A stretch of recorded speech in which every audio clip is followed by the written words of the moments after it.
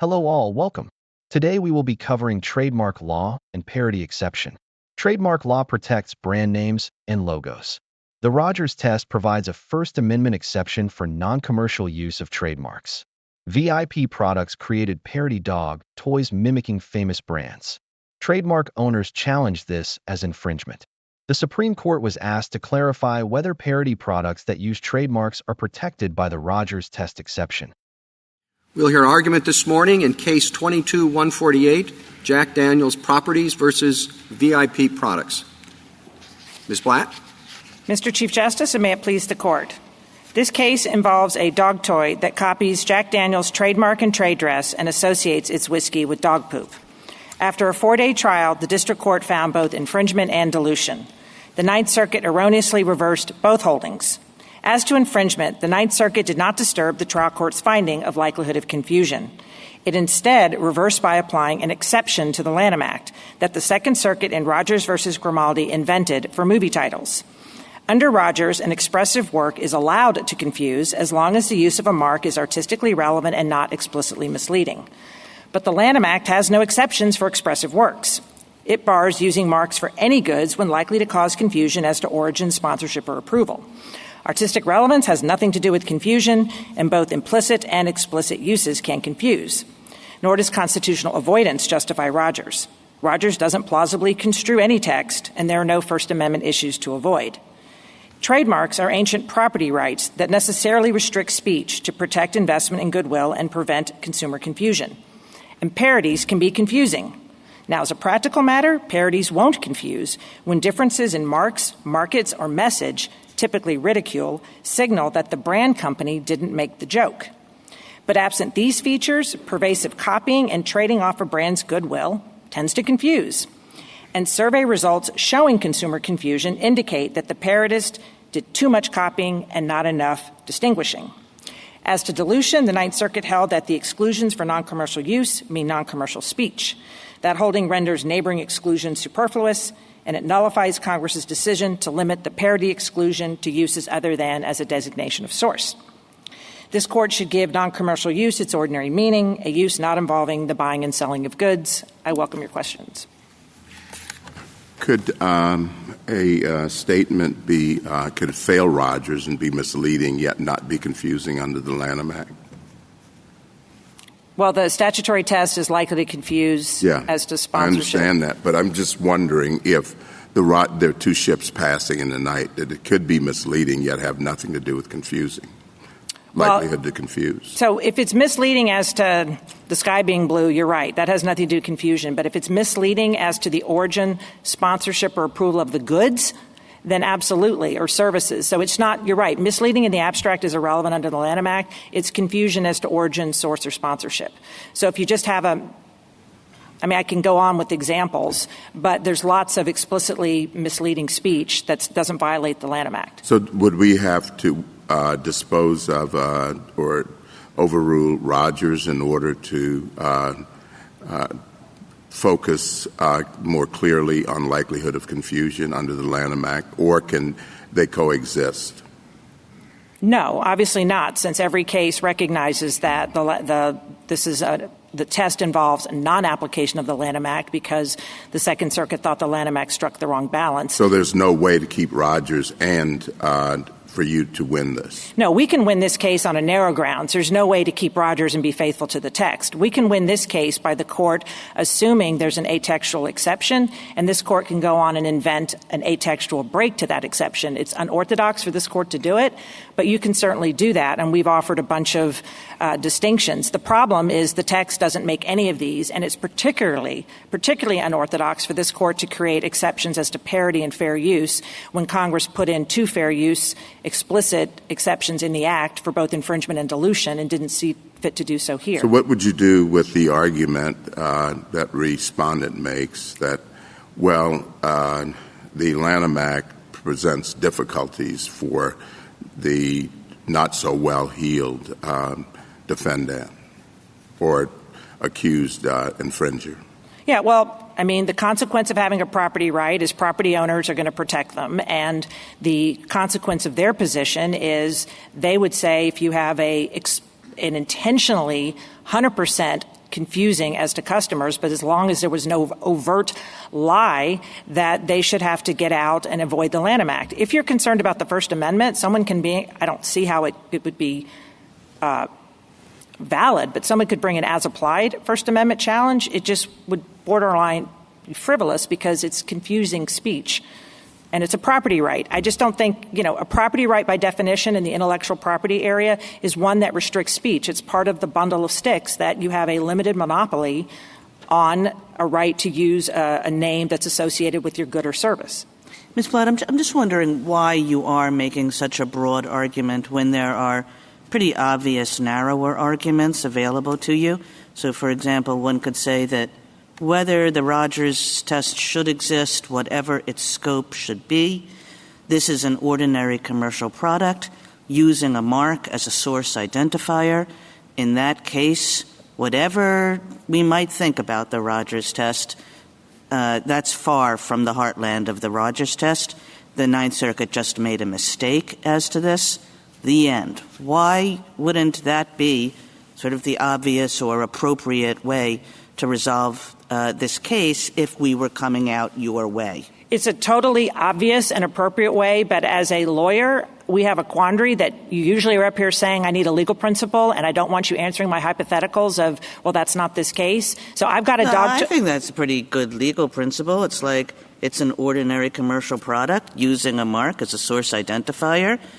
That doesn't get any special protection. There's a legal principle for you. So that legal principle looks a lot like the fair use exclusions that Congress didn't write in. But I'm fine with the commercial product. Here's the problem is once you acknowledge or assume Rogers, you immediately get into the situation of you're saying, I will allow a confusing short film, but not a confusing commercial. I'll allow a confusing painting, but I won't allow confusing wallpaper. I'll allow a confusing video game, but I won't allow a confusing board game. I will allow a confusing tapestry, but not a confusing rug. As I said, this is not to suggest that there is a secure Rogers heartland. I'm just saying it's totally unnecessary in this case to think about that question or to get there. And I'll just add a little bit. The reason why every court of appeals that has thought about this question has adopted something like Rogers is because there are cases which look really different from this case. There are, an art photographer does photographs using a Barbie doll, which is clearly meant to have some kind of expressive meaning and is not an ordinary commercial product like this one and doesn't use the Barbie doll as a source identifier. And what the courts have been groping towards, maybe they've been right, maybe they've been wrong. All I'm saying is, why should we decide that case when we decide this case? You don't have to. And the Barbie case is a classic case, that example of where there's an explicit fair use exception for dilution. We're fine with your dog toy case, but it's just so obvious that someone's going to ask about a dreidel or a Halloween costume or a coloring book or a tchotchke, ceramic pottery. There's just all kinds of goods out there that are ordinary commercial goods that you're sort of head scratching about. Well, I don't know how that fit in. And I just think the video game versus a board game, a Scrabble comes in a board game and a video game. A 20-minute commercial looks a lot more expressive to me than a 4-minute short film. So can I ask it this way? I guess I'm trying to understand why it's atextual, in your view, to focus on this idea of use of a mark as a source identifier. Because it seems to me that what you're describing as the problem is courts grappling with the degree of expressiveness of various items in terms of determining whether or not this art Rogers exception should apply. But I wonder whether the cleaner, more sort of consistent with the statute way of looking at it is to ask, is the artist using this mark as a source identifier, as the threshold? And if they aren't, then I guess the Lanham Act doesn't apply because, as you've said, the Lanham Act worries about confusion that arises from use of a mark as a source identifier. So if they're not doing that, then there's no trademark problem. But if they are doing that, if it's being used as a source identifier, then I suppose we get into all of the questions under the Lanham Act test as to whether or not there's trademark infringement. What's wrong with that? Well, unfortunately, a lot. And with respect, that literally you're taking language in the text of parody and in the text of 1115b4, which you had a Supreme Court case on, KP permanent makeup, saying other designation of a source are actually exceptions under two statutory provisions that don't appear in infringement. So I'm fine with you making up stuff. No, but I'm not making it up. I mean, you said here this morning, and I wrote it down, that the whole confusion issue. Do you agree that confusion is the heart of the Lanham Act? Confusion has nothing to do with designation of source. So no, you're sorry, but in trademark law, you can have a very confusing use of a trademark. But I'm sorry, Ms. Blatt, you said a few minutes ago that it's misleading as to origin of source or sponsorship, that's the confusion that we care about. That what the Lanham Act is trying to do is say, are consumers confused as to the origin, source, or sponsorship of this product? And I agree with you, but I'm wondering then, why isn't that the threshold question? Just let me give you an example. The famous film pre-Rogers case, the Dallas Cowboy cheerleaders involving 12 minutes of graphic sex involving a trademark was not a source identifier. It was just a very confusing use of a trademark. Source, let me just explain what a source identification means. It means a consistent and persistent origin of source, even if the source is unknown. So like iPhone, even though there's not a company called iPhone that makes the phone, it's Apple, iPhone is a trademark. But you can infringe iPhone's marks or any mark without indicating it's a source. You can put it on a T-shirt, you can put it in a movie, you can sell lots of products. It's just not being used as a trademark. And the statutory definition of infringement has nothing to do with use as a source. It's any use of a mark likely to cause confusion. And I know that I'm right about this because its designation of a source is an explicit carve-out under infringement. All right, likely to cause a confusion in what way? So fine, you put the Apple mark not on something that looks like an iPhone so that people are confused about the source of that product. You put it on a T-shirt. So likely to how is that a trademark infringement in the sense of origin of source? Sure. If you just put a T-shirt that says Apple sucks, that is a diluting, it's a use of the trademark. It doesn't indicate a source. It's just a statement. If you have put your favorite cartoon character in a movie, that's not a designation of source unless I'll put it this way, like a title is not a designation of source. Gone with the Wind is not a designation of source. It has to be, Harry Potter might be, but just standard trademark law, and you can look at any case or any McCarthy, and it'll tell you that you can violate the trademark law even though you're not engaged in trademark Platt, use. Can I get you back to a question Justice Thomas asked, okay? And in part that Justice Kagan did. I have some hesitation doing away with the Rogers test because without noting that the likelihood of confusion test is sufficiently flexible itself. By the way, you talk about making things up. The Polaroid test, the Steelcraft test, it's all judicially crafted. These tests have to be, because the statute talks about likelihood of confusion, and what judges have to do is figure out how do we get to that? How do we decide whether it's confused? So we got to create some principles. I think you're right about it can't be just commercial products, because then you get into, can you use it in one setting but not another? It can't be just designation of origin because that doesn't have to do with improper use. I think it's contextual. And I think that you're shaking your head yes. Yes, absolutely. If you look at all of the factors, I call them the Polaroid factors because I'm from the Second Circuit, so I'm most intimately familiar with those. Yeah. What they're trying to get at is whether the use of this trademark in this context can or is confusing. And so I see the Rogers test, perhaps not as articulated, but all of the circuits have some form of it, and it's all different. But I see them all doing something where they're saying there are certain contexts of use that are less likely or not likely to confuse. What the Second Circuit said with respect to titles is when you're talking about a title use, the context of a movie, you can't decide whether it's confusing until you look at the movie and you decide whether or not the movie uses the title in an aesthetically pleasing way. I think they did add something to the likelihood of confusion standard that's not there, because they said it has to have, I don't remember the words, but something greater than just the likelihood of confusion. Artistic relevance? Artistic relevance. That may have gone too far, okay? But my point simply is, I would limit this to parody and not to anything else, because parody as a context does ask not all of the Polaroid factors. It asks something very different. And that's what I would limit the likelihood of confusion test to. But I want you to answer these hypotheticals. Of course. All right? And I want you to answer them in view of what Justice Thomas said. Assume that I think that there are some uses that in context, on their face, should not require a litany of Polaroid factors with surveys and everything else for a court to be able to decide this on a motion to dismiss or summary judgment. An activist takes a political party's trademark, Animal Logan. I'm sorry, I missed the last part. Takes an Animal Logan, a donkey or an elephant, okay? Oh, elephant. Yeah, whatever. I got it. One of the political party's Animal Logans. And makes a T-shirt where the animal looks drunk, accompanied by a slogan, "Time to sober up, America."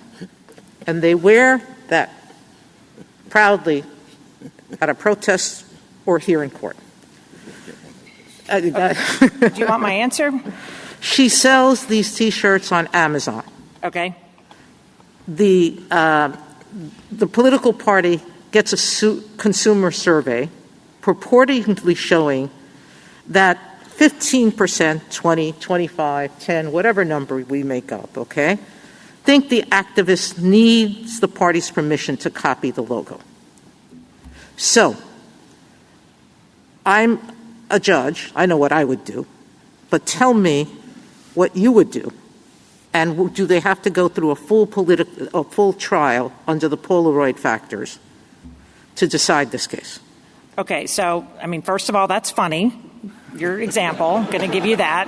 Second of all, if I could go back to the point about Polaroid, there is just the fact that a product, including your T-shirt example, is funny or it has a parody is not relevant. What is extremely relevant is any characteristic. Is whether the person viewing it would get the joke. No. And so isn't that the issue that we're dealing with in confusion? Well, I'd like to get this answer out. It's not whether you get the joke. You get that somebody other than the brand wasn't making the joke, because that's all that matters. Not ha is not a standard under the Lanham Act. It's whether it's confusing as to source. Now, in your Republican, elephant well, that's example, going back to Justice Jackson's point, and you said it's not only about source. So what else is it about? Right. Okay. On your elephant example, in terms of if there's a mistaken idea that, you had to copy.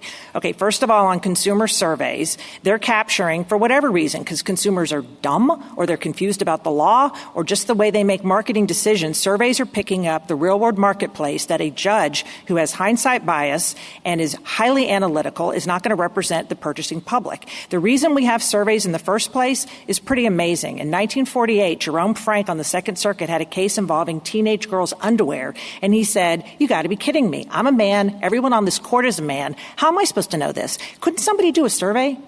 And surveys were born. And that was in 1948. So it's just a little bit rich to trash surveys when the whole point that they came out was to help consumers. Now, on that bit about there's a mistaken perception, it's not a mistaken perception. You do have to get permission if it's confusing. Now, your example on the T-shirts, if there's a survey on 15%, and I also heard in there some sort of implicit thing that 15% was too low. If this court had a rule saying, advocates, please do not have briefs that are likely misleading, and if you want us to say, advocates, that can go up to 50%, because it's okay if only 20% of judges found it deceptive, or even 40%. It has to be more than half. So I think but that's the basic problem, which is the percentage. At some point, it's a political statement. It has First Amendment rights. And even if 20, maybe even if 75, it's very clear that at a certain point, those people may be wrong on the law. They don't need permission to make a political joke. They don't need permission to make a parody. You need to get permission if it's a confusing parody. Now, in terms of I do want to get this point out. There are 3 very important sleek craft factors that bear on the specifics of parody. And the other dog toy case involving Chewy Vuitton, it was a play on Louis Vuitton and Chewy Vuitton. The contrast with that case and this case, I think, tells you everything you need to know about likelihood of confusion.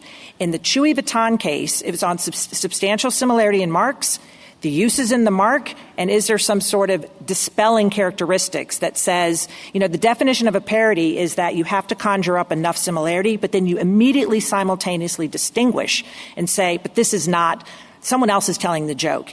And in the Chewy Vuitton case, the court said, I'm immediately struck by how different. Our court said, I'm immediately struck by how similar. There were 9 virtually identical things that were unchanged. In the Chewy Vuitton case, he said almost all the designs were different. In the uses of the markets, in the Louis Vuitton case, Louis Vuitton makes dog products, but they're $1,200. They're complete luxury products. They only sell in boutique stores or in boutiques and department stores. In the Jack Daniels case, Jack Daniels makes dog products and sells licensed merchandise like hats and bar stools and what have you in the same markets that Bad Spaniels was selling its dog toys. And when you have a consumer survey that tells you the consumers didn't get the joke, they could have thought it was funny. And by the way, only 7 people said they thought there was a confusion as to who owned it, who needed permission, and that still left 25% confusion, which is still, a massively high consumer survey. So it is not all the sleek crack Polaroid factors will be relevant. And the other thing I want to say before the government gets up here, for 30 years, what I've been saying is what the PTO has been doing. They've been finding parody after parody, either confusing or not confusing, based on the same thing that this trial court did.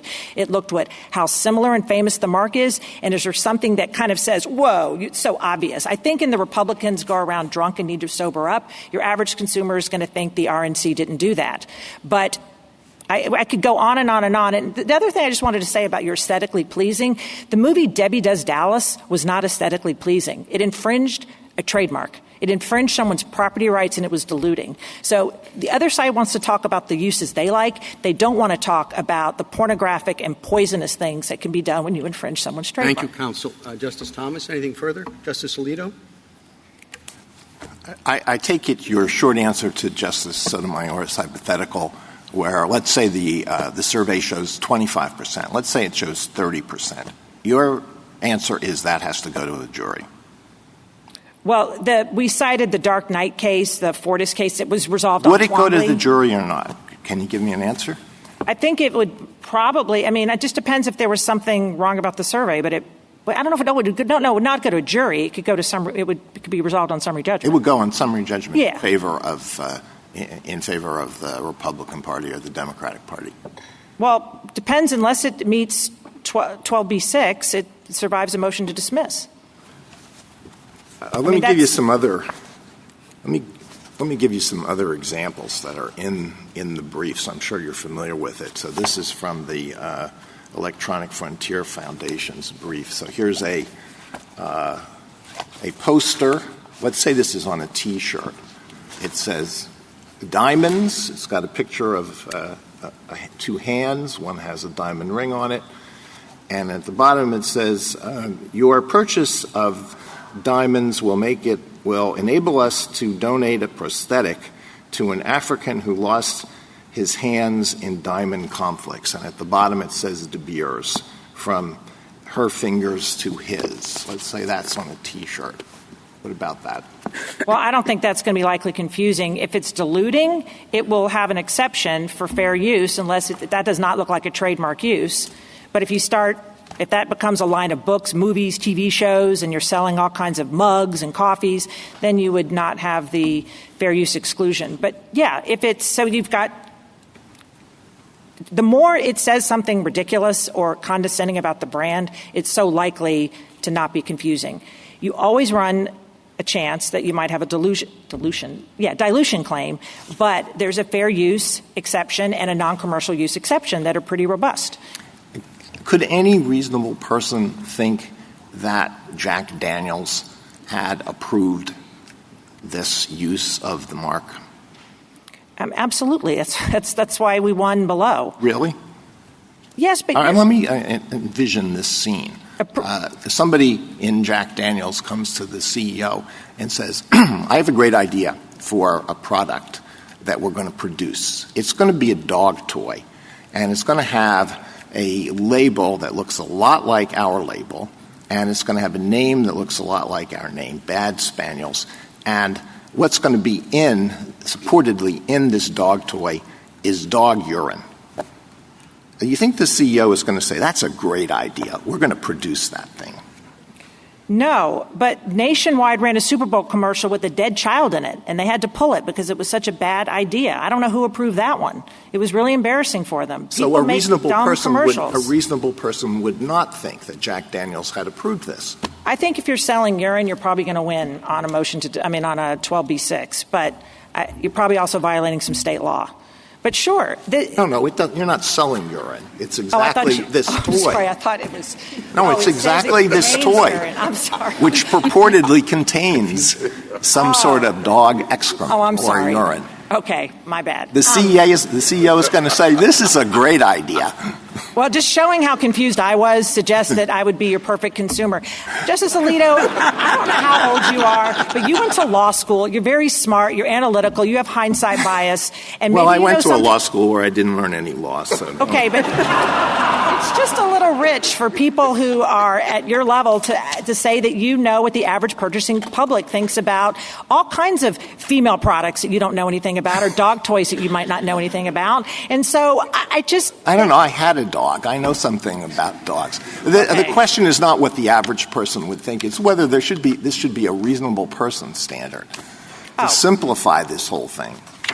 So since 1976, you've had this appreciable or substantial number of confusion. And again, I think the best example is just you can enact a rule that says likelihood of confusion by judges or likelihood of deception. And if you think that's the average reasonable judge, okay. But I don't know how you would do a survey on that. And if you think there's something wrong with the survey, you can dismiss it. The court in Booking said surveys have to be done with careful design and careful reading, and the court can reject the survey. Well, I'm concerned about the First Amendment implications of your position. And you began by stressing that Rogers is atextual. It was made up. There is a text that says that Congress shall make no law infringing the freedom of speech. That's a text that takes precedence over the Lanham Act. And you said there are no constitutional issues. But your answer to Justice Sotomayor's hypothetical tells me there are important constitutional issues. Allow me to push back with the founding. Trademarks have been around since the 1500s. They predated the First Amendment. Same way with copyrights. And this court has had 4 cases, the San Francisco case, the Zucchini, and then your Eldred and Harper and Row. And you've said on all 4 of those cases, even if it didn't involve confusing speech, it didn't involve any kind of intent, it didn't involve any kind of those were all harder cases. And so it's a property right. I agree when you don't have property rights, but the definition of a property is it's going to infringe someone's speech. It is a limited monopoly as long as alternative. Well, is it your argument that anything so long as something is protected by the Lanham Act, there is no First Amendment issue? Well, when you say, I think that unless you're going to bring it as applied, you have to, it's confusing speech and it goes to the dilution. But yes, I think the Lanham Act is clearly constitutional. You all but held that in the San Francisco case. No, the question isn't whether it's constitutional. The question is whether it should be interpreted, and this is where Rogers may come from, in a way that does not bring it into conflict with the First Amendment. Well, then you should strike the statute as either facially invalid or as applied to a dog toy. It just seems that you're overturning centuries and billions of dollars of brand investment as to confusing. What I hear you saying is that you're worried about you think are non-confusing uses, but courts have been, I think we cited it on page 25, case after case that rejected parodies. Notably, none of those had survey cases. There are lots of famous cases where the court rejected likelihood of confusion. And as to dilution, again, there is a Supreme Court case on point, the San Francisco Athletic Association case. Right, thank you. Anything further, Justice Sotomayor? Justice Kagan? Justice Gorsuch? I just want to make sure I understand your position with respect to the First Amendment. As I understand it, your primary position is that trademark is consistent with the First Amendment. It predated it. It was thought to be consistent by the founders at the time. Well, and it doesn't protect confusing speech. Fine. You're not, though, opposed to the possibility that there may be as-applied cases in which trademark law does butt up against the First Amendment. And that's the appropriate place to say as applied, it's unconstitutional. Yeah. And that could happen, and that could have happened here. It just and that's didn't. the end of that. Yeah. One further question. Your friend, or your amicus, I should say, the federal government's about to get up, but I'm not sure how much of a friend they really are to you. I agree. And their argument is that the district court here failed to, even under the appropriate test that you are arguing for, consider parody and confusion in this case, and we should remand for reconsideration of that issue under existing standards. Forget about the Rogers gloss. And I just wanted to give you a chance, briefly, to talk about that. Yeah, so, Justice Gorsuch, we agree you remand, and VIP has lots of arguments that we didn't meet the likelihood of confusion test. So that will be on remand. We'd have to win that. But as to the government's argument, which is that there was a weighing of the capitalizing on the goodwill and not enough weighing as to the need to copy, we are relying on 30 years of PTO case law that has never mentioned, they mentioned trading off of goodwill as a factor for confusing because it tends to confusion, and not once in 30 years has a PTO case rejecting registration based on parity has it said, well, we're going to discount the similarity. They're just looking at likelihood of confusion. You agree, though, that we would vacate and remand, and the Ninth Circuit will do what it will do. Yes, and they did brief. That's fully, all those issues are fully preserved, the other side. Yes. So they have all those arguments on remand. Thank you. Justice Kavanaugh? Justice Barrett? Justice Jackson? So going back to Justice Gorsuch's point, isn't trademark consistent with the First Amendment because of trademark infringement's limited scope? And by that I mean, isn't the point of having a trademark to identify the mark owner's own goods or services and to prevent others from passing off their goods and services as the mark owner? So the confusion that we care about is that people in the marketplace are going to be looking at these items and think they're the mark owners because of the way they're labeled, rather than the person who actually created them. If I'm right about that, then I guess I'm trying to understand why shouldn't the defendant have to be using the mark in a way that identifies who is responsible for it in order for trademark infringement to even apply? So passing off was in the 1920 Act. It started extending past that in the 1946 and then in 1988. So it's just always been extended past passing off. And it's never been limited to designation of a source since the first Trademark Act of 1881. So you've had trademark law since the late 1800s. You struck the first one for being unconstitutional. But if you just... All right, so if it's broader than that, then don't we start really worrying about what Justice Alito and others have brought up? If it's broader than that, then I think we start being concerned about impairing artists who are referencing the mark from doing that in their work. And I guess my thought was, all right, we have these artists with First Amendment rights or parodists or whoever, and the way we prevent infringing their rights is by making sure that trademark holders are only able to come in and accuse them of problems if they the artists, are trying to designate the source of their products by using the mark. I think that's a reasonable policy proposal, but here would be my response to Congress, is that when you... Isn't that what the statute was trying to do? That's the point of confusion. That's the area of confusion that you keep saying is what the statute is all about. So Rogers was not even applied past titles until 2003 and not to the substance of movies until 2008. We've had a very vibrant film and artistic community since, I don't know since when. So the arts have flourished. All right, one last question. Sure. I'm sorry. All right, let's say that's my view, okay? If I think that the Lanham Act only kicks in if we have an item that is being passed off, as you say, or an item that is creating confusion as to the source or origin or sponsorship, all right? Do you have an argument in this case with respect to this item? Yes. That it's confusing in that way, as to origin or sponsorship or source? Yeah, that was that's on page 5, but that was the survey, that was the finding, and on page 5 of our reply brief, we have 6 ways to Sunday on why this was a designation of source, including the admission in their complaint. All right, great. Thank you. Thank you, counsel. Mr. Garnieri?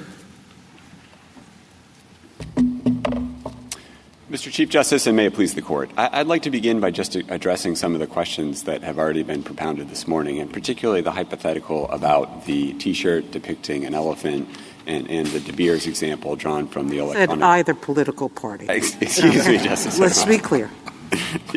Unspecified political party parody on the T-shirt.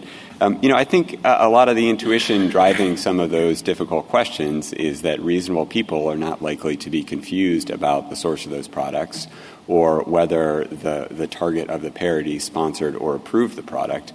And I think that intuition is fully captured by the likelihood of confusion test, and that's the statutory standard that we think should be applied in all of those cases. Rogers and the position that respondent is defending in this case is very different. That view says that you should be allowed for various vague First Amendment policy concerns, you should be allowed to engage in this behavior even if it is likely to confuse consumers about the source of your goods or about the senior mark holder's sponsorship or approval. And I think that view just can't be squared with the Lanham Act itself and is not compelled by the First Amendment. I welcome the Court's questions. So what exactly would you do with Rogers? Well, we think that Rogers was incorrectly decided, and the Rogers standard is inconsistent with the text of the Lanham Act, and I think you can see that for at least 3 reasons. First, as applied by the Ninth Circuit, Rogers is an antecedent test that the infringement plaintiff has to satisfy in order to even invoke the Lanham Act. The Court reiterated that at footnote 2 of its opinion on page 33A of the petition appendix. You have to get over Rogers and then also show likelihood of confusion, and that's just plainly inconsistent with the way the statute was designed to operate. The second point is that Rogers is substantively inconsistent with the Lanham Act. Rogers requires a showing either of a complete lack of artistic relevance or that the use of the trademark is explicitly misleading. But, of course, as Ms. Blatt explained, you can have confusing uses of marks that are implicitly misleading. So, Rogers currently is operating to protect a lot of behavior that could it's actually likely to cause confusion to consumers, and the Lanham Act makes that kind of trademark use actionable as infringement. And then the third point is that Rogers was not conceived of as an application or an interpretation of the text of the Lanham Act, and indeed the case was decided under a predecessor version of the Lanham Act that didn't even explicitly contain the likelihood of confusion standard that should govern in this case. I always have hesitation in doing away with something that circuits have been relying on, virtually all of them, but applying it in different contexts. And we have amicus brief from different stakeholders, some saying it may not apply in parody, but it could apply in movie titles, it might apply in something else and not this, in novels, etc. Why should we rule broadly? And if we rule narrowly, on what basis? You've heard earlier at least 3 alliterations, one Justice Kagan's, one Justice Jackson, one me. Limit this just to parodies, because parodies really do rely on, is this a joke that people are going to get? Sure. Justice Sotomayor, let me make a couple of points in response to those concerns. First, just to address the status quo, it's not the case that all circuits have applied the Rogers test. There are many circuits that have never adopted Rogers. There are many circuits, including the 4th, 5th, and 7th circuits, that I think address parodies the correct way, the way that we advocate, which is you can take the parodic nature of the use into account under the existing likelihood of confusion standard, which is actually the statutory standard. The second point is, I would grant you that there are a number of courts of appeals that have followed Rogers, but many of those cases involve titles, as Rogers involved a title. The Ninth Circuit has really dramatically expanded the scope of Rogers to include... Well, that begs my question. Sure. Why don't we just decide on parody rather than everything else? Well, I think Rogers, at least as conceived by the Ninth Circuit, is not limited to parody. So I think the court would, if you're saying that Rogers is inapplicable to the circumstances of this case, I think you would probably logically be saying it shouldn't be applied not just in cases involving parody, but in other. I don't know why that's logical, because we're not dealing with titles, movies, or anything else. Fiction. I'm sorry. Go ahead. Well, I mean, I think our principal response is that if the rationale for the decision that the court adopts is that Rogers can't be squared with the Lanham Act, it's hard to understand how that would be limited to parodies. It wouldn't apply equally to other supposedly expressive uses of marks that are currently covered by the Rogers test in the Ninth Circuit. Counsel, is the government's position that in a case of likelihood of confusion, the Rogers test is out of the picture, or that the First Amendment across the board is out of the picture? I think it's just the former. We just think the Rogers test is the wrong way to approach these cases. It has no sound basis in trademark law or indeed in the First Amendment. But, as Justice Gorsuch's questions to Ms. Blatt illustrated earlier, I think you could still have an as-applied challenge. I think if the court gets rid of Rogers and tells the lower courts that Rogers is not the correct way to do the correct way is to apply the likelihood of confusion standard, that doesn't foreclose an as-applied First Amendment challenge in an appropriate case. But Rogers is not itself an application of any established First Amendment principles. I cannot think of any area of this Court's First Amendment jurisprudence which requires courts to make judgments of artistic relevance or in which the government's authority to regulate turns on judgments of artistic relevance. The explicitly misleading prong of Rogers also has no sound basis in this Court's First Amendment precedent. There are areas of false and misleading speech in which the government can regulate, but those, including fraud, defamation, perjury, in those areas of unprotected speech, it has never mattered whether the deceit is explicit or merely implicit. I mean, that's just a distinction that was made up by the Second Circuit in Rogers, and I think it's time to put an end to it. And, counsel, I'd like to understand what you would have us do with respect to the remand, because you do argue that even under the Lanham Act's text, always a place to start, likelihood of confusion, that the district court erred. And it didn't fully account for the parody nature of this product. So exactly what instructions and how would you articulate that? Sure. Well, in our view, the district court committed legal error in failing to take account of the parodic nature of respondents' use when applying the likelihood of confusion factors that are applied in the Ninth Circuit. I think that is primarily apparent in the district court's consideration of the similarity of the marks factor, which is a factor that all the courts of appeals consider relevant to evaluating the likelihood of confusion. The district court, in our view, the way that parody enters into the picture in most of these cases, that ordinarily you would think that the more similar two marks are, the more likely consumers are to be confused. And a fact finder could conclude that that's not the case in a parody case, because the parody, by its nature, is going to be drawing some humorous contrast with the original, and that contrast will itself serve to distinguish the two in the minds of consumers. And I think the court could make that clear in its opinion, and petitioner and the government have a disagreement about how best to read the district court's opinion, whether the district court actually made the legal error that we think the court made. That's really a question for the Ninth Circuit to resolve. Let me see if I have it, okay? And I may not. But that the similarity of the marks was a great emphasis in the district court's opinion, and perhaps too much, to the point where there are some parodies in which the marks are going to be very similar. But everybody, or most everybody, or a reasonable person, and I guess the question is which of those, would understand that the whole point of the joke is that it isn't the trademark holder's product, it's somebody else's. Yes, Justice Gorsuch, I think that's exactly right. Okay. Mr. Guarnieri. Which of those is it? Some percentage or a reasonable person? It's an appreciable number of ordinary consumers exercising ordinary care. That's a longstanding standard. It's derived from this Court's cases that predated the Lanham Act. And what about the fact that a lot of people surveyed may think that, as a matter of law, it was necessary to get the approval of the mark holder? Well, that's a hard case. That's a hard question. There are, certainly some amici supporting respondent who say that that's a kind of legal mistake that should just be dismissed in the likelihood of confusion analysis. I think that's hard to say because the Lanham Act itself, one theory of trademark infringement is that consumers are confused about whether the mark holder has granted its permission to use its marks. That is, whether it has granted legal permission to the allegedly infringing junior mark. If the surveyed consumers think, yeah, you couldn't do this without getting Jack Daniel's permission, I think that's evidence of likelihood of confusion in the.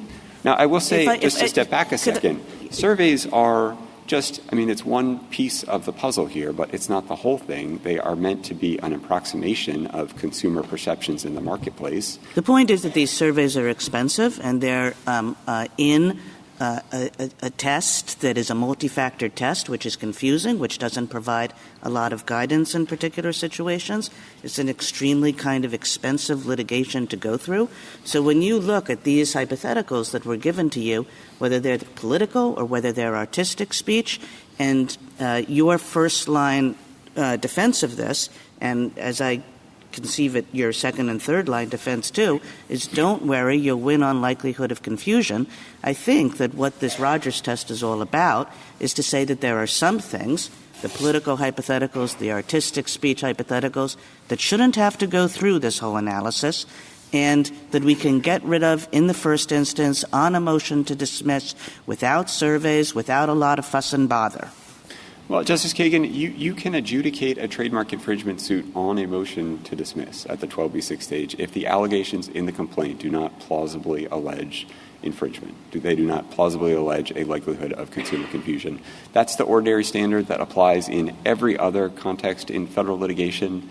It is. Well, every other context in federal litigation doesn't involve the kinds of clearly First Amendment protected speech that these hypotheticals are about. So the point of these hypotheticals is to say that every other context in litigation really doesn't cut it when you're talking about protected political and artistic speech.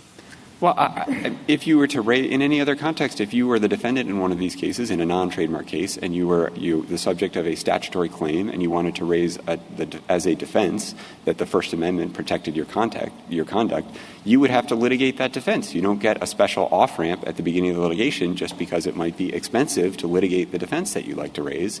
And I think in general, the costs of litigating a trademark infringement suit are not a compelling reason to displace the statutory standard with this Rogers standard that is not itself based in trademark law or indeed based in established First Amendment principles.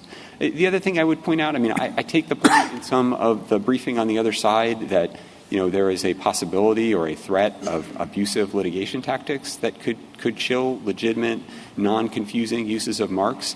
And I think the Congress already addressed that concern to some extent by providing for fee shifting in the Lanham Act, which is itself an unusual feature in federal law. In an appropriate case, a district court that could, found that a case was brought in bad faith to chill speech that is not confusing, you could award attorney's fees, and that serves as a deterrent to some extent. Some of the hypotheticals and actual cases that are highlighted in the briefing in this case do seem to me to present serious First Amendment issues. And you seem not to be very concerned about the free speech implications of the position that you're taking. Here's another example. This is a real-life example in one of the briefs. There's a college, I won't say what it was, let's say it's ABC College, and a professor, and there's a website called ABC, it has ABC in it, and it is dedicated to criticism of the college for corruption and mismanagement.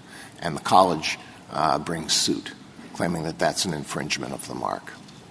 Look, it's very difficult to imagine in a case like that an ordinary consumer exercising ordinary care would be confused about whether this website that is highly critical of the college whether the college was the source of that website or otherwise sponsored or approved it.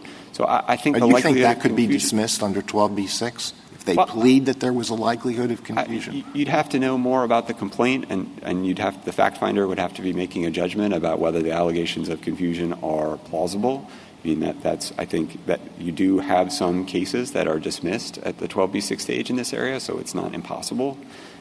But again, I think the likelihood of confusion standard can capture that case. And indeed, I don't take a lot of the amici who favor Rogers to be saying that the cases would really come out differently. The claim is just that they don't want to have to go through the process of demonstrating that consumer confusion is not likely, and I don't think that itself is a sufficient basis for maintaining Rogers.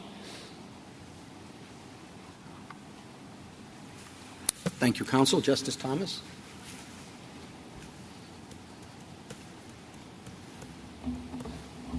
Justice Kavanaugh? And Justice Barrett? Oh, I'm sorry. Justice Jackson?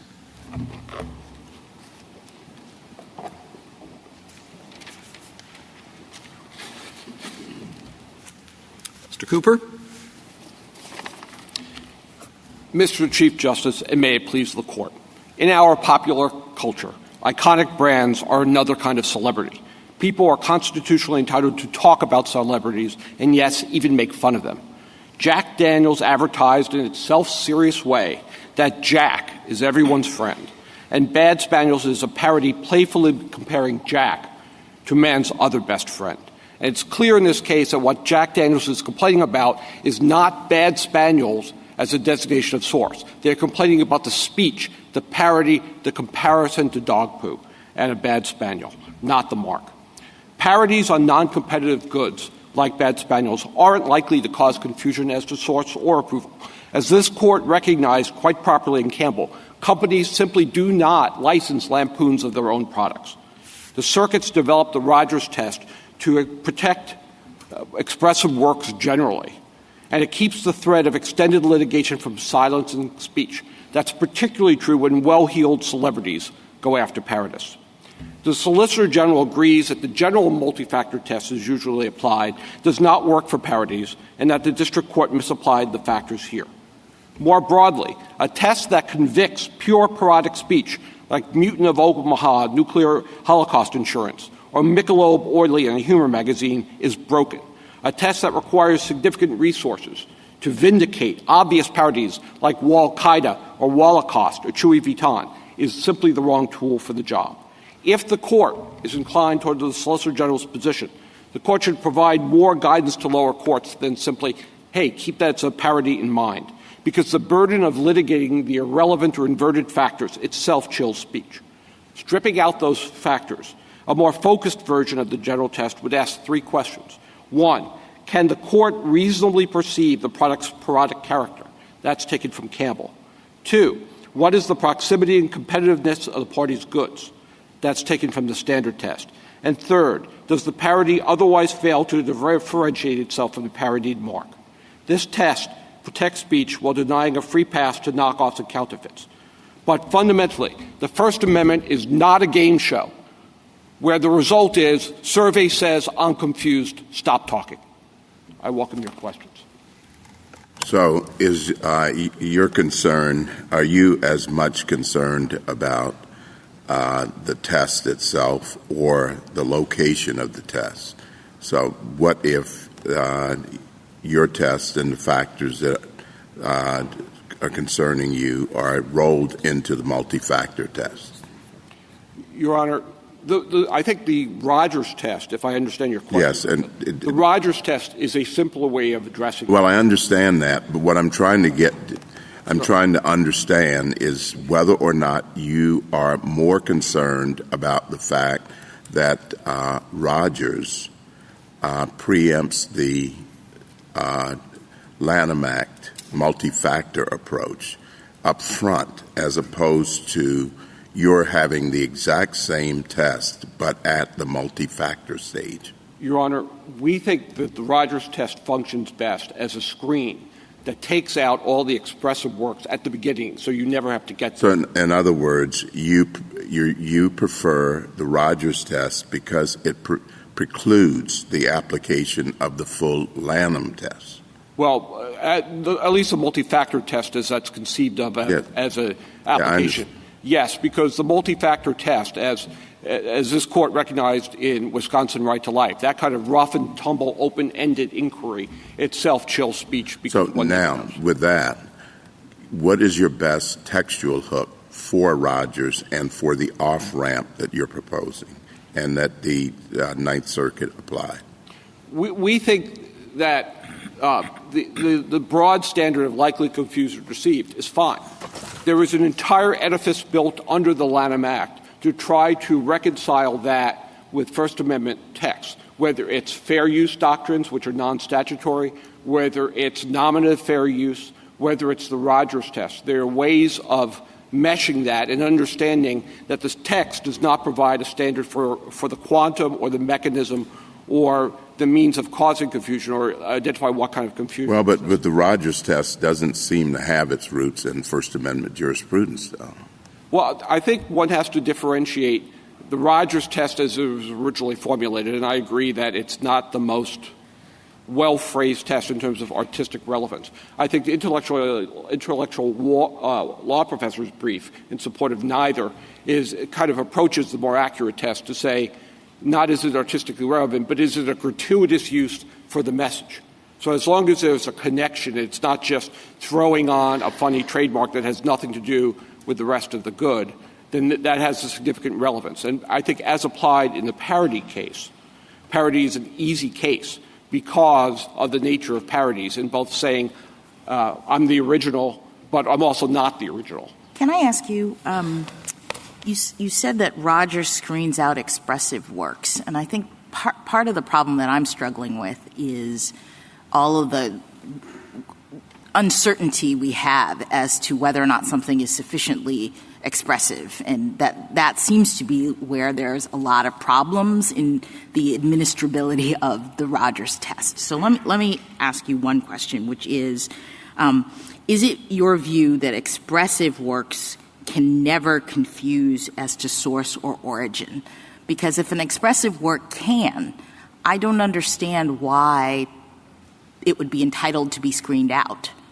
I think it's highly unlikely that, and in fact I haven't seen an example where you could have an expressive work that was likely to confuse if it was not otherwise explicitly misleading. What about the hypothetical of this very scenario? So let's say VIP made a dog toy that was the exact size, shape, and color of a Jack Daniels bottle.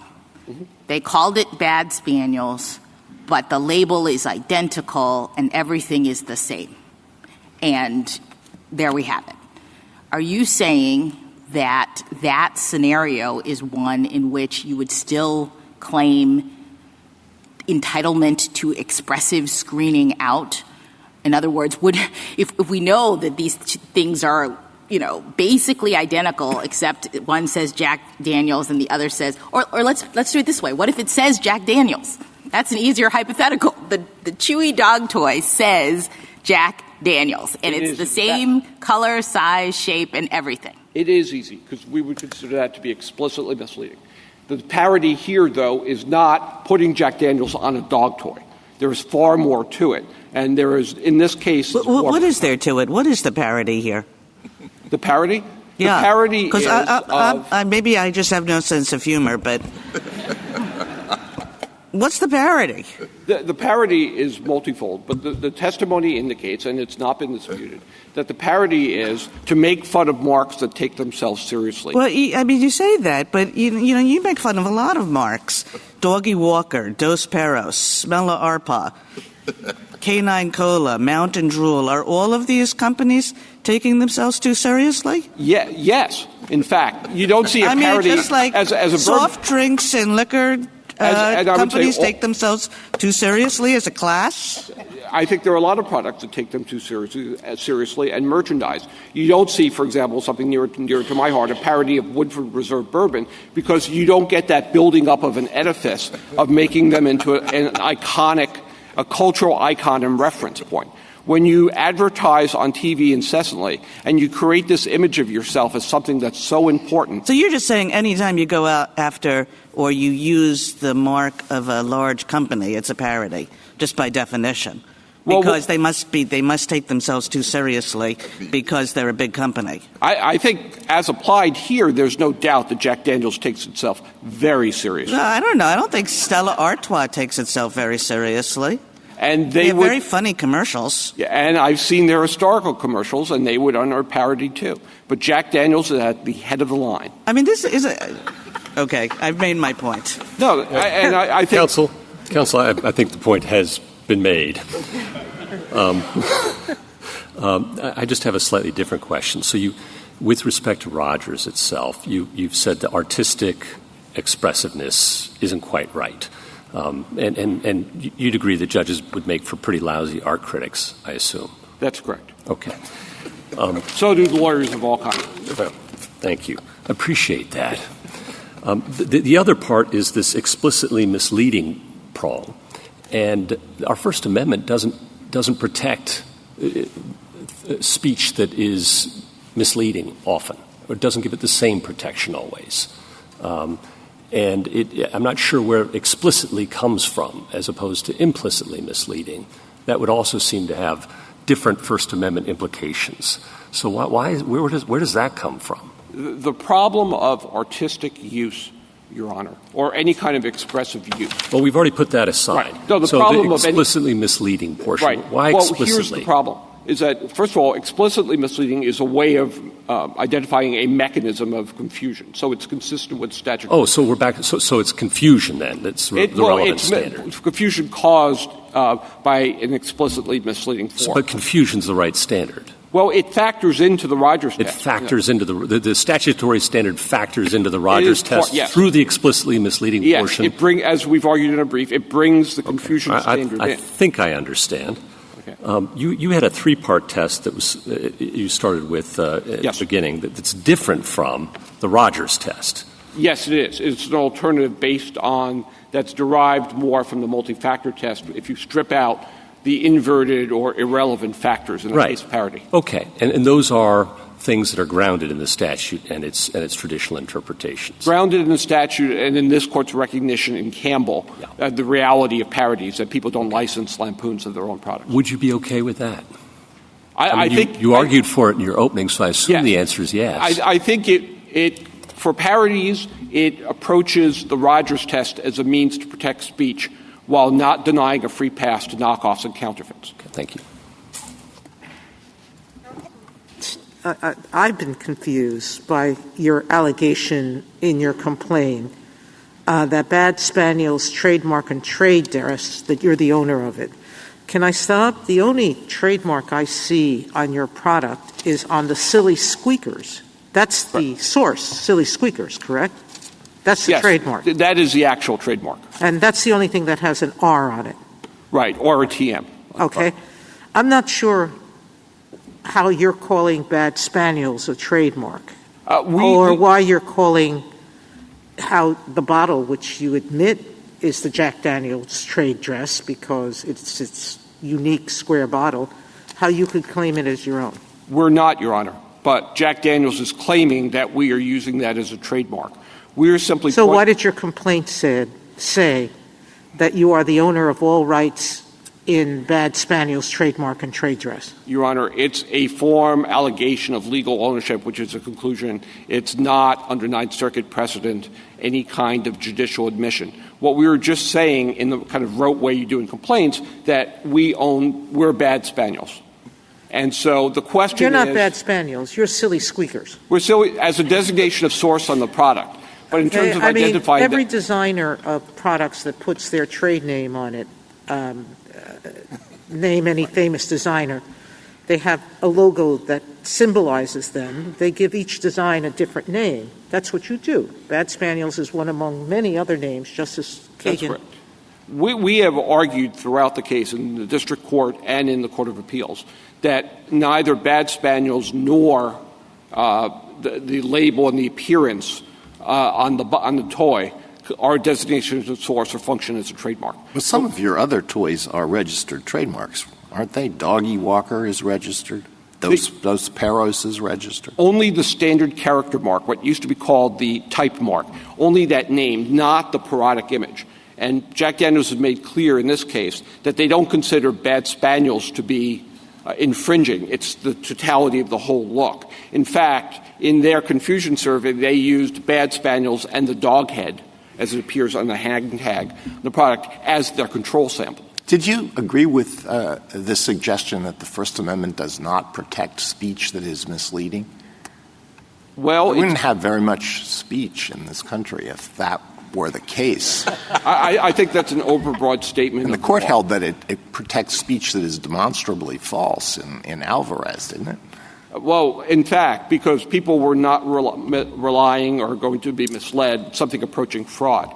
In this case, there's no evidence that anyone would buy the Bad Spaniels toy believing that it either came from Jack Daniels or Jack Daniels sponsored it in the way that, McDonald's sponsors something that actually comes from its franchisees. So why That's isn't what that the real threshold test? Why don't we just ask that at the beginning of all of this with respect to any argument about trademark in this way? Why don't we ask, would a customer mistakenly believe that this thing came from Jack Daniels, was sponsored by Jack Daniels? Why do we need a Rogers test that is importing, these other kinds of criteria that don't seem to be grounded directly in the statute? Because the methods in which, in a commercial case, with parties that should be operating entirely at arm's length, we determine whether someone would reasonably believe that there was a claim of origin or a claim of sponsorship or representation. Exactly. I'm just saying, so why isn't that the question at the beginning? Because it's so difficult and so subject to misapplication in expressive works, including parodies, that the standard You said parodies are clear. Parodies are the paradigmatic, easy answer to that question. We agree, Your Honor. We agree that this should have been a case susceptible of resolution by a motion to dismiss or motions for summary judgment because no one looking at this toy could possibly believe. And it wasn't precisely because we have a Rogers test that I think is confusing people into doing other things. No, the district court threw away the Rogers test and applied the multi-factor test and got it wrong. Well, what if we did remand this case, as the Solicitor General suggests, and say, we're not sure where this Rogers thing comes from, but we do think that the district court may not have given adequate weight to the fact that this is a parody and the proximity and the differences in the label in its analysis. Would you have any objection to that? Yes, Your Honor, because the problem... Most lawyers don't stand at the lectern and oppose a win, but No. This will be interesting. I would prefer more of a landslide win than... Oh, well. and something also that... Fair enough. Who wouldn't? And something that also in future cases would provide clearer guidance from saying, consider how parody plays into it. The problem is, and I say this, before I was an appellate lawyer, I was a trademark lawyer, when you have to litigate 6, 7, 8, 9, 10 factors... if we're going to talk about factors... You're asking us to put more factors into the equation, not fewer, and some that aren't in the statute. And it's an antecedent door that has to be opened before you even get to the statute. I think, first of all, I think I've gotten it down to 3 factors here, and I think there are things... Well, but those you say are in the statute. I'm talking about the Rogers factors, artistic relevance. We're lousy, our critics, and all that sort of thing has to be done before we even get to those. I think the word artistic could be stricken from the copy of Rogers. I think it's really a matter of relevance rather than artistic relevance. It's not, and I think in practice, it has not proven a test that is difficult to apply on a fair and reasonable basis. And courts have been able to distinguish, for example, in the Harley-Davidson case, someone just using a mark and claiming Rogers and saying, no, there's no message here. There's nothing here. You take as a second best the win. I would take it, say, well, we'd like a win under any circumstances, but I'll take it under the second best. But I'm sorry, go ahead. No, what's critically important, Your Honors, is that whatever the test is, it's something that in this case or other cases can be applied simply and fairly and without spending people who are, as parodists, are punching up in every case. So for me, you still have to fight against a loss. Okay. Whether the Rogers test gets the question exactly right, whether there should be a better test to think about First Amendment issues, you're sort of out of that. I think you're sort of leagues away from that. This is a standard commercial product. This is not a political T-shirt. It's not a film. It's not an artistic photograph. It's nothing of those things. It's a standard commercial product. I don't see the parody, but, whatever. You're using this, as your complaint says, as your registration on the other product say, as the placement of your hang tag says. You're using it as a source identifier. It seems like just not a First Amendment Rogers kind of case.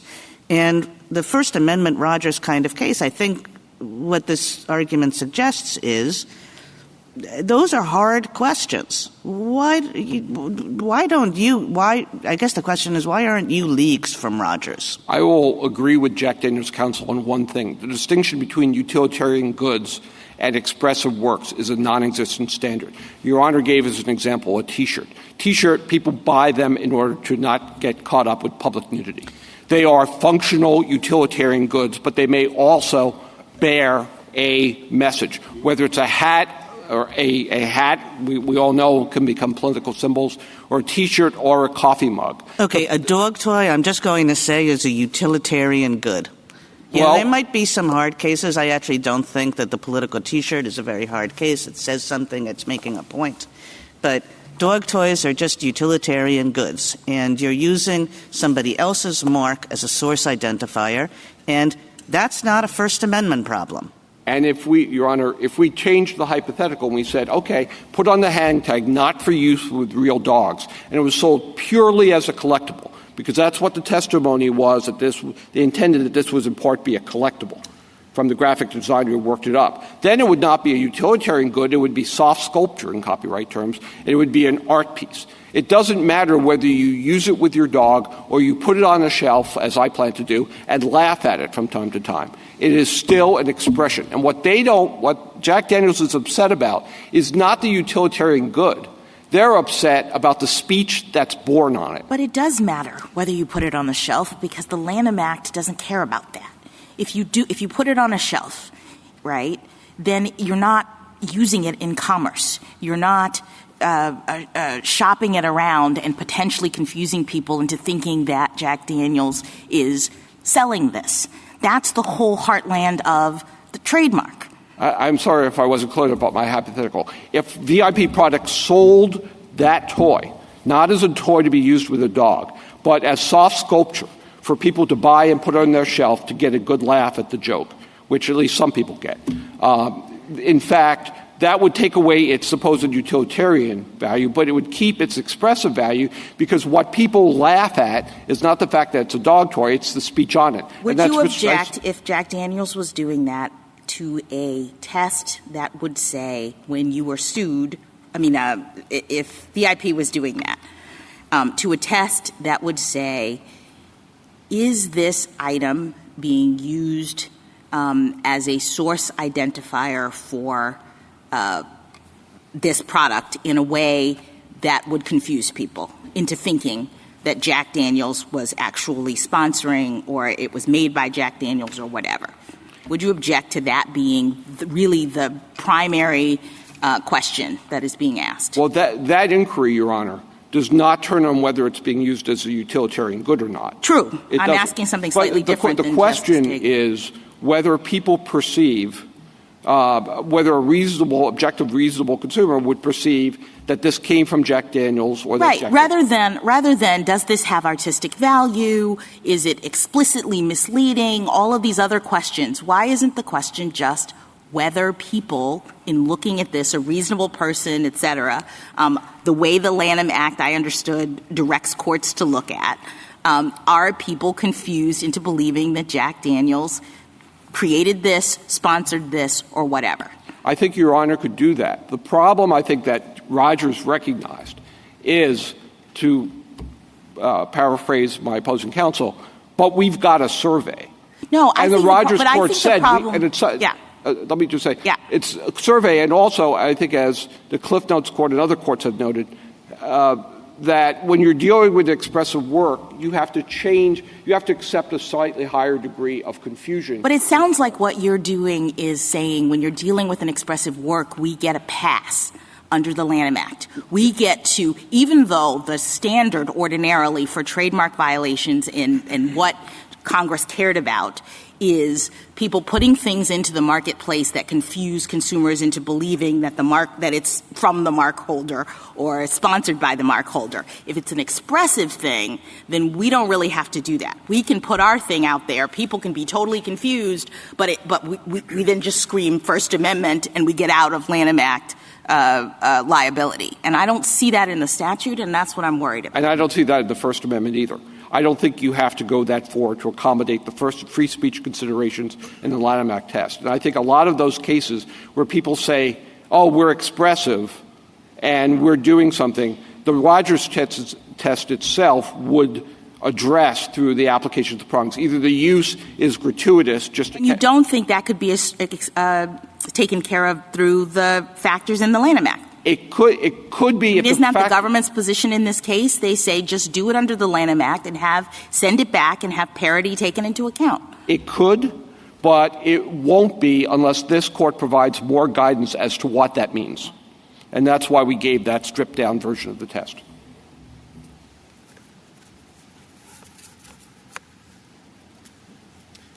Justice Thomas? On a separate subject, could you just elaborate a bit on why a product that you can buy online or Petco is non-commercial? Absolutely, Your Honor. We live in an age where, and it's actually true in all past ages, everything is for sale. Whether something is sold or not does not make it non-commercial or commercial. In fact, under the Lanham Act's test, under Section 1127, which has definitions, if the test were whether you can buy or sell it, in fact, you would have the non-commercial use exclusion would mean you'd have to have something which was not bought and sold in commerce, which is defined as the ordinary course of trade in the statute. So that's just an impossibility. And I think both the legislative history and a textual analysis of 1125 and 1127 point to the use as a referent of this court's commercial speech, non-commercial speech distinction. And that teaches that it's only commercial if it does no more than propose a transaction.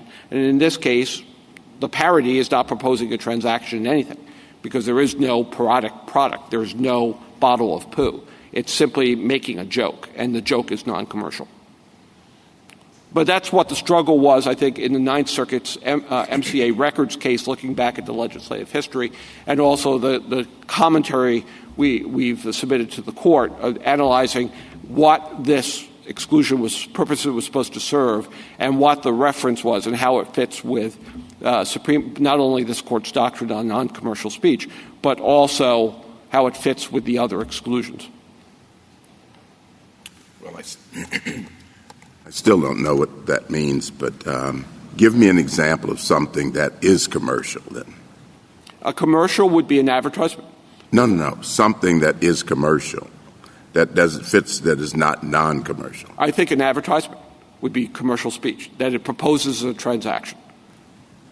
And so if we were to have something that advertised a product, let's say Bad Spaniel's whiskey, and there was an ad for Bad Spaniel's whiskey, that advertisement would be commercial speech. You're proposing a transaction. But that's not what we're doing here. We're not selling a bottle of diluted dog poo, which is the subject of the parody that they're complaining about. The Ninth Circuit and the government is proposing in petitioner that non-commercial is anything you buy or sell, and you've answered that. But they also make the point that saying that non-commercial is anything that has speech in it is too broad, that would do away with the exception for parody, and that itself would undermine the trademark dilution definition. You wouldn't even need non-commercial because the definition says that it applies only to the goods that are in commerce. So why would you need the word non-commercial at all? Well, you could have a commercial use in commerce. But the real problem is unless you read those exclusions broadly, as we think is appropriate, you run into the plain fact that dilution by tarnishment is unconstitutional viewpoint discrimination. You're being joined if you tarnish but not if you burnish. It's an end run around the defamation. Well, but that might be true if we were talking about a Mattel-type case, but we're not. We're talking about a case with many exceptions, including a direct exception for parody. So I'm not sure how it runs into an unconstitutional First Amendment burden. But the Ninth Circuit and other circuits have relied on our commercial speech doctrine. Correct. And analogized non-commercial to that doctrine. The Ninth Circuit did it before this case. Yes, MCA records. So why is that wrong? Why is that? I'm sorry. Why is that wrong? It's not wrong. I think it's the appropriate interpretation to compare it to this. But this would not, under our on our commercial speech doctrine, this would still be commerce. It would not be a commercial use because the parody is doing more than proposing a transaction. It's not even proposing. It's doing both, Counselor. I'm you sorry? want people to buy this product because of the parody. That's not the test. I mean, I've seen, I'm exaggerating only slightly, I've seen thousands of dog toys in the market, and you pick based on something uniquely funny about a particular toy. That's correct, but that's not the test. So you're proposing a transaction. Any product you sell proposes a transaction in the sense that it's an appealing product, but that's not what the test is. Thank you. Justice Alito, anything further? Justice Sotomayor? Yeah. Justice Kagan? Justice Gorsuch? Okay. Justice Jackson? Okay. Thank you, counsel. Thank you. Ms. Blatt, rebuttal? Thank you, Mr. Chief Justice. Justice Alito, all trademarks are expressive. They have speech rights, and every time you infringe them, it's going to implicate speech by definition. And what the other side, and I don't hear you guys talking about, is the half of speech that no one likes, the pornography and the poison.